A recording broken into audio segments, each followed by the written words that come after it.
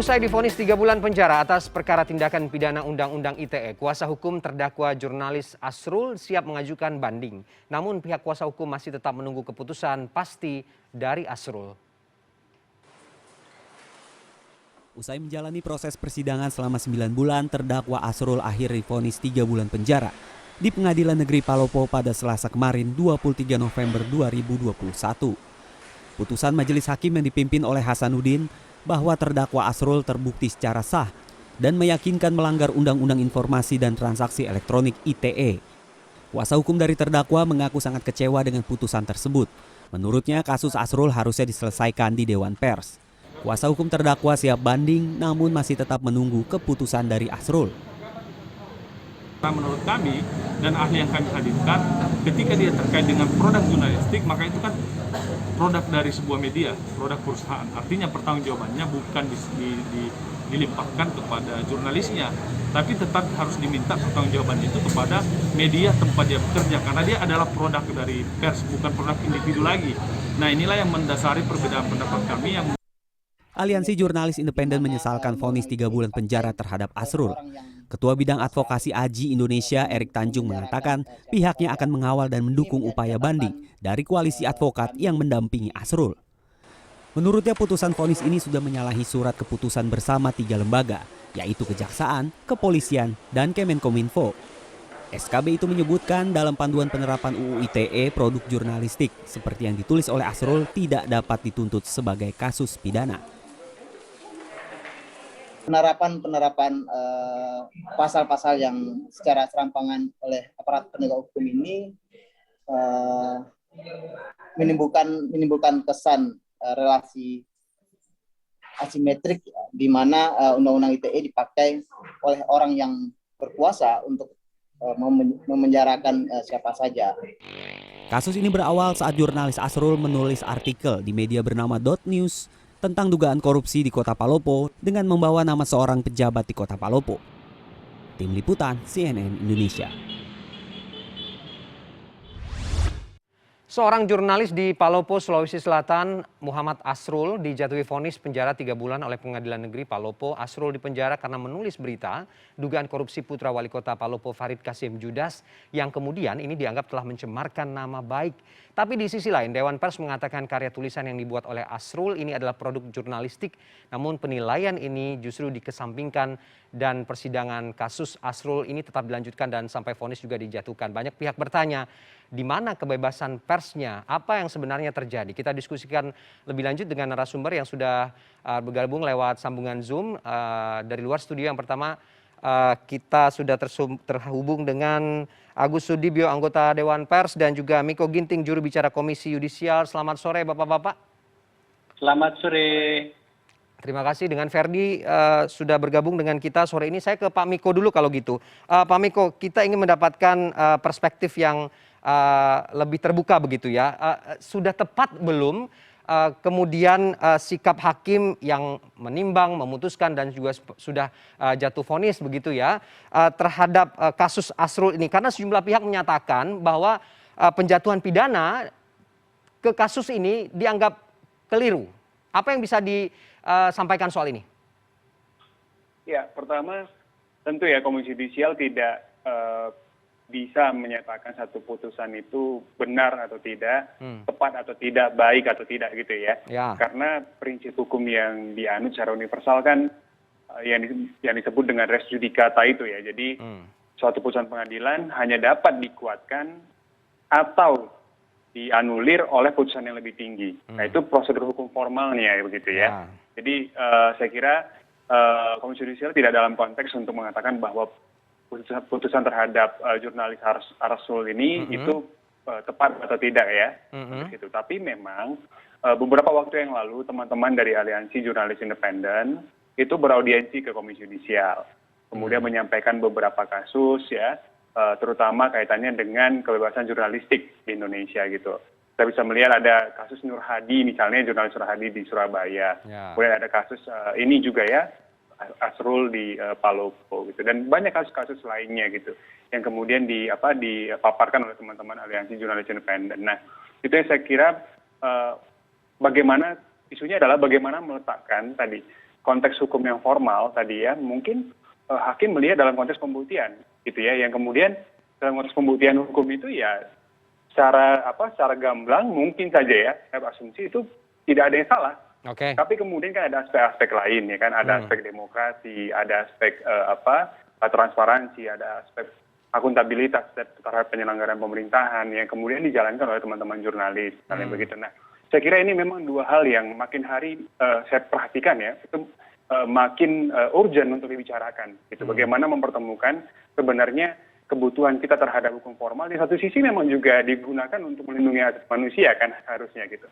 Nah di sisi yang lain bagaimana menggabungkannya dengan tadi tuntutan kebutuhan publik terhadap penyelenggaraan pemerintahan yang demokratis, terhadap penyelenggaraan pemerintahan yang transparan dan akuntabel gitu. Nah itu yang saya kira poin penting yang perlu kita pikirkan secara reflektif bersama-sama, termasuk juga untuk saya kira untuk dunia peradilan ya, karena sekarang tuntutan masyarakat kan bukan lagi sudah lebih ya, jadi bukan lagi justice must be done gitu ya, bukan lagi keadilan semata-mata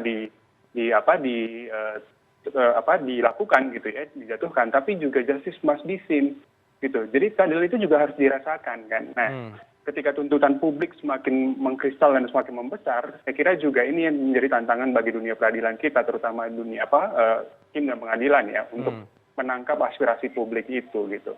Nah, ini tantangan berat saya kira. Oke, Anda mengatakan bahwa semua tata laksana dalam persidangan dan juga rekomendasi sesuai dengan hukum yang berlaku ini sudah terlaksana saat kemarin, begitu ya? Tidak ada yang salah begitu? Saya kira kita tidak bisa menyimpulkan demikian ya, karena Komisi Judisial kan tentu akan membuka semua pintu ya pelaporan dari masyarakat. Kalau misalnya ya, karena Komisi Judisial kan bergerak di konteks penjaga dan menegakkan kehormatan hakim, kan? Nah kalau misalnya ada dari kasus ini misalnya begitu ya, ada laporan dari masyarakat, laporan dari terdakwa, laporan dari penuntut umum misalnya begitu, bahwa hakim diduga, sekali lagi diduga ya melakukan pelanggaran kode etik dan pedoman perilaku, maka dia bisa melaporkannya ke Komisi Judisial gitu. Jadi saya belum sampai kesimpulan bahwa ini dilaksanakan dalam konteks yang tepat dan seterusnya. Nah, yang saya sebutkan tadi bahwa tadi ada isu yang penting sebenarnya, jangan-jangan gitu ya, dalam konteks yang formal, saya mengatakan begitu, nah itu tidak ada masalah gitu ya. Jadi pelaksanaan hukum acaranya dilakukan, pembuktian secara hukum dilakukan. Tapi apakah ketemu nih dengan situasi tuntutan demokratis, aspirasi demokratis yang juga semakin besar? Nah itu tantangannya menurut saya. Gitu. Oke, kalau gitu saya ke Bang Agus. Bang Agus, bagaimana menjawab ini? Seharusnya apa yang menimpa Asrul ini menjadi sengketa Dewan Pers begitu ya, diselesaikan sesuai dengan rekomendasi oleh Dewan Pers. Tapi kemudian prosesnya tetap berjalan, masuk ke ranah pengadilan, dijerat dengan Undang-Undang ITE. Bagaimana menjawab ini? Apa yang terjadi sebenarnya? Ya, terima kasih ya. Saya punya kesan aparat hukum kita, polisi maupun hakim itu mencoba bermain-main dengan praktek kebebasan pers di Indonesia. Oke.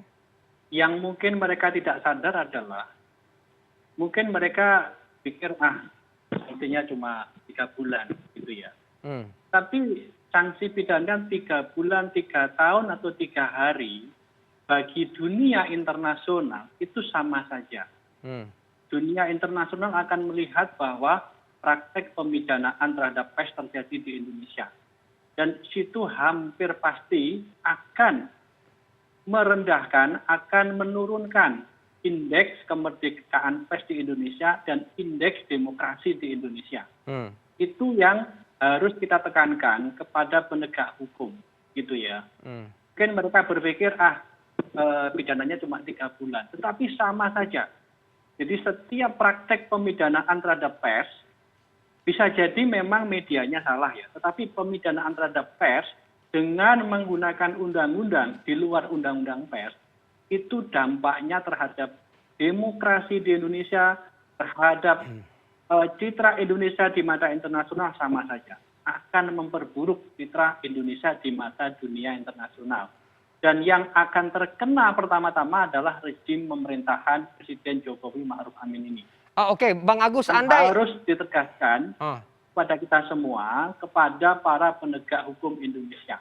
Itu yang pertama, itu ya. Oke, Jadi Bang Agus, bermain-main Bang lagi Agus. dengan kemerdekaan pers. Bukan berarti wartawan, media itu kebal hukum, bukan. Wartawan, media tidak kebal hukum, mereka tidak imun dari sanksi pidana. Tetapi kalau mau mempidanakan wartawan, mau menindanakan pers, gunakanlah Undang-Undang Pers nomor 40 tahun 99. Oke, Bang Agus, Dan itu Bang Agus, saya mekanismenya sudah potong dulu, Bang Agus. Pertanyaannya, kenapa melompat ke Undang-Undang ITE? Oke, Nah, Bang Agus, itu semua saya sudah potong dulu diatur. sebentar. Bang Agus, saya ingin Dan sudah ada MOU Dewan Pers dan Bang Agus, saya ingin mengatakan begini, apakah kemudian Anda mengatakan bahwa ada yang keliru dari proses penyelidikan saat kasus ini diselidiki di tingkat kepolisian? Ya, jadi begini ya. Jadi memang benar aparat kepolisian sudah meminta pendapat dari ahli Dewan Pers dan dari Dewan Pers. Ya. Dan Dewan Pers sudah menegaskan ini kasus jurnalistik yang mestinya diselesaikan secara jurnalistik. Jadi kami melihat Polri itu hanya formalitas saja. Yang penting mereka sudah meminta pendapat Dewan Pers. Oke. Tetapi pendapat Dewan Pers dalam kasus ini tidak didengarkan. Oke, Itu. tapi ada dua momentum yang kemudian perlu dijabarkan lebih lanjut. Saat penyelidikan, ahli dikirim oleh Dewan Pers yang kemudian pernyataannya memberatkan kepada terdakwa begitu. Tapi kemudian pada tanggal 4 Maret kalau saya Itu tidak salah. tidak benar. Oke, Kami sudah sebentar, selidiki saya mau dan konfirmasi lagi. Kami sudah selidiki dan sikap ahli Dewan Pers itu clear. Ini adalah kasus jurnalistik yang harus diselesaikan secara jurnalistik berdasarkan Undang-Undang Pers nomor 40 tahun 99. Itu. Oke, artinya kemudian yang tanggal 4 Maret waktu itu artinya apa? Kenapa berubah keputusannya? Rekomendasinya kenapa dilangkahi begitu? Bagaimana? Mohon diulangi. Yang tanggal 4 Maret berubah lagi begitu rekomendasi dari Dewan Pers yang kemudian di persidangan juga tidak seolah diabaikan begitu, tetap lanjut. Bagaimana menjawab ini? Jadi Dewan Pers sudah mengirimkan pendapat Dewan Pers bahwa pertama ini kasus pers. Ya. Ini kasus pemberitaan media. Maka harus ditangani dengan mekanisme yang diatur di Undang-Undang Pers. Itu. Yang kedua, mungkin ada problem bahwa media ini badan hukumnya itu perlu dicek lagi badan hukumnya. Tetapi pengaturan tentang badan hukum pers itu sudah ada di pasal 9 Undang-Undang Pers. Harusnya itu saja yang diselesaikan oleh hukum dan tidak perlu melompat ini kasus Undang-Undang ITE. Itu yang jemping itu yang terjadi di sini dan itu tidak konsisten dengan semangat Polri untuk menaati MOU Dewan Pers dan Polri untuk menangani kasus-kasus yang seperti ini. Oke, Dewan Pers pernah tidak melakukan mediasi atau memanggil begitu atau memfasilitasi untuk kemudian mungkinkah ada hak jawab begitu atau berdamai begitu? Dewan Pers sudah menawarkan kepada Polri, biar kami yang menangani. Dewan Pers sudah pernah menawarkan itu kepada Polri, biar kami yang menangani. Tetapi kemudian kan kita lihat proses hukumnya berjalan terus. Oke. Dan ini dilihat sebagai kasus Undang-Undang ITE. Oke, Gitu. apakah kemudian ini memang karena ada keterlibatan pihak-pihak yang berkuasa begitu sehingga kemudian agak susah begitu untuk mendapatkan rekomendasi atau menjalankan rekomendasi dari Dewan Pers? Nah itu kami nggak bisa jawab. Teman-teman jurnalis, CNN dan lain-lain yang perlu menginvestigasi itu. Gitu. Tapi kalau Dewan Pers tidak bisa menjawab itu, gitu ya. Oke. Tapi yang kami tekankan tadi harusnya saling menghormati MOU yang sudah ada. MOU itu mengatakan kalau aparat kepolisian mendapatkan kasus pengaduan tentang pers atau wartawan, aparat pihak Polri akan meminta pendapat Dewan Pers tentang ini kasus pers atau bukan. Kalau Dewan Pers menyatakan ini kasus pers, maka akan melimpahkan kasus itu penanganannya ke Dewan Pers. Kalau Dewan Pers mengatakan ini bukan kasus pers, ini kasus kasus non pers, maka polisi bisa menangani lebih lanjut. Misalnya kasus non pers itu apa? Kasus hutang piutang, kasus sengketa tanah, yang semacam itu meskipun pelakunya wartawan itu bukan kasus pers, gitu. Tapi kalau kasus pemberitaan media, kasus status hukum dari sebuah perusahaan media itu jelas kasus pers. Dan harusnya diselesaikan dengan undang-undang pers. Oke. Kalaupun ada pemidanaan, gunakanlah pemidanaan dengan undang-undang pers. Dan itu pasti melalui proses penyelesaian lebih dulu di Dewan Pers. Gitu. Oke, saya ke Bang Miko. Bang Miko, begini, kan dijeratnya pasal Undang-Undang ITE begitu ya, pencemaran nama baik. Kalau kita lihat pencemaran nama baik ini kan parameternya tidak jelas begitu, hanya emosional begitu. Kenapa kemudian ini tidak juga menjadi pertimbangan hakim dalam sebuah persidangan begitu ya, sehingga apa yang tadi juga disampaikan oleh Bang Agus ini juga seharusnya tidak dianulir oleh hakim dalam persidangan? Ya, pertama itu putusan hakim ya Mas, jadi bukan putusan Komisi Yudisial ya.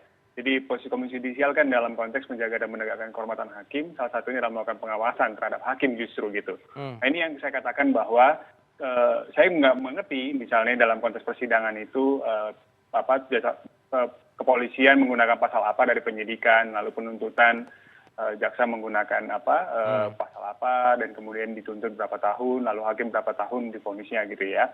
Itu kan fakta persidangannya. Nah, namun Komisi Yudisial dalam konteks ini tentu membuka diri ya. Kalau misalnya para pihak dalam persidangan merasakan bahwa ada dugaan pelanggaran kode etik dari hakim dalam memutus misalnya gitu. Nah, itu maka bisa melaporkan kepada Komisi Yudisial. Nah, untuk kasus-kasus lainnya sebenarnya banyak juga yang kita peroleh ya, permohonan pemantauan persidangan. Nah, ini kan juga mungkin publik perlu tahu ya, ini konteksnya adalah bukan untuk menakut-nakuti hakim, tapi untuk mencegah ya perbuatan-perbuatan yang tidak diinginkan. Misalnya tadi perbuatan pelanggaran kode etik hakim, atau misalnya bahkan pengancaman terhadap hakim, karena dalam beberapa kasus kan juga ada ya pengancaman terhadap hakim gitu. Jadi kita melakukan pemantauan juga di beberapa kasus gitu ya. Nah, itu yang saya katakan bahwa sekali lagi kami belum bisa menyatakan bahwa ini dilakukan secara benar, ini atau tidak dilakukan secara benar, karena tentu harus ada proses pemeriksaan.